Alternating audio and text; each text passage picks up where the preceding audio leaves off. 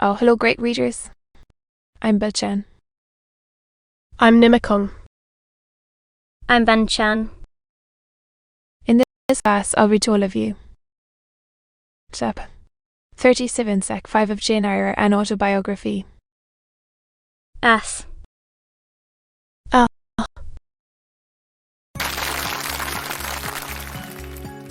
Jane Eyre, an Autobiography. Brontë. Chap. 37 Sec 5. And when I could nowhere find you. And then, after examining your apartment, ascertained that you had taken no money, nor anything which could serve as an equivalent. A pearl necklace I had given you lay untouched in its little casket. Dur. What could my darling do? I asked. Left destitute and penniless. And what did she do? Thus urged. I began the narrative of my experience for the last year. I softened considerably what related to the 3 days of wandering and starvation, because to have told him all would have been to inflict unnecessary pain. The little I did say lacerated his faithful heart deeper than I wished. I should not have left him thus, he said, without any means of making my way. I should have told him my intention. I should have confided in him. He would never have forced me to be his mistress. Violent as he had seemed in his despair. In truth, loved me far too well and too tenderly to constitute himself my tyrant. He would have given me half his fortune, without demanding so much as a kiss in return. Other than I should have flung myself friendless on the wide world. I had endured. He was certain. More than I had confessed to him. Well, whatever my sufferings had been, they were very short, I answered. And then I proceeded to tell him how I had been received at Moor House, how I had obtained the office of schoolmistress, and see, the accession of fortune, the discovery of my relations, followed in due order. Of course. Straight. John Murray's name came in frequently in the progress of my tale.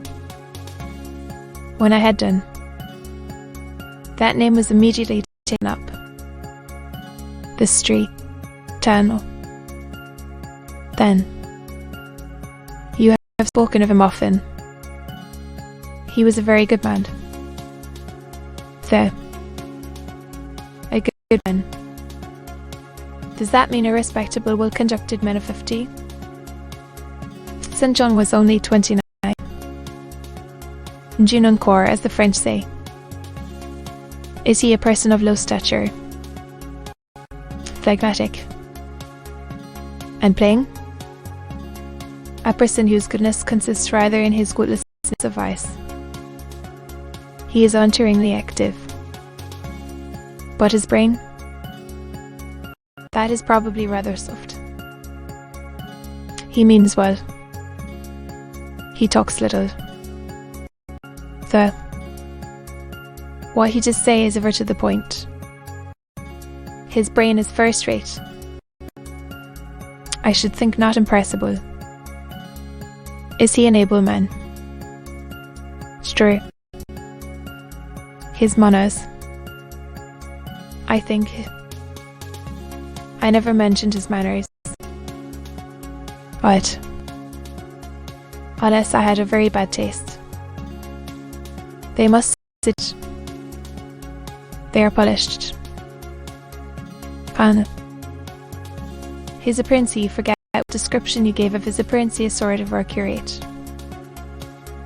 Half strangled with his white neckcloth, and stilted upon his thick soled high-lows. Straight. John dresses well. He is a handsome man. Tall. Fair. With blue eyes. Aside, damn him to me. Did you like him? Yes. Mister. Rochester. I liked him. I perceived. Of course. The drift of my interlocutor. Jealousy had got hold of him. She stung him. But the sting was salutary. It gave him respite from the gnawing thing of melancholy. I would not. Therefore, immediately charm the snake. Perhaps you would rather not sit any longer on my knee. Miss Eyre, the next somewhat unexpected observation. Why not?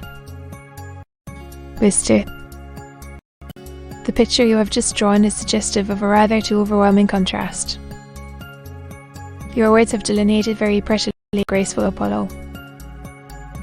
He is present to your imagination tall, fair, blue-eyed, and with a Grecian profile.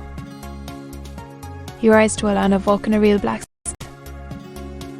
fine, broad-shouldered. I never thought of it before, but she certainly are rather like Vulcan. Well, you can leave me at, but before you go and he retain me by a firmer grasp than ever, you will be pleased just to answer me a question or two. He paused. What questions? Mister. Then followed this cross-examination. True. You would often see him. He would approve of your plans. Jane? I know they would be clever. He would discover many things and he could not have expected to find. You had a little cottage near the school. You see. I'll pause. It. The back parlour was both his study and ours. He sat near the window. I learnt German. Is. A second pause. Why did he wish it? Ah. Here I reached the root of the matter. I beg your pardon. It is the literal truth. He asked me more than once. Miss Eyre. I repeated. You can leave me. How often am I to say the same thing? Why do you remain pertinaciously perched on my knee? Jane. You are not comfortable there. Because your heart is not with me. It is with this cuss in thy street. Done. All. Till this moment, I thought my little Jane was all mine. I had a belief she loved me even when she left me. That was an atom of sweet and much bitter. Long as we have been parted. To be continued.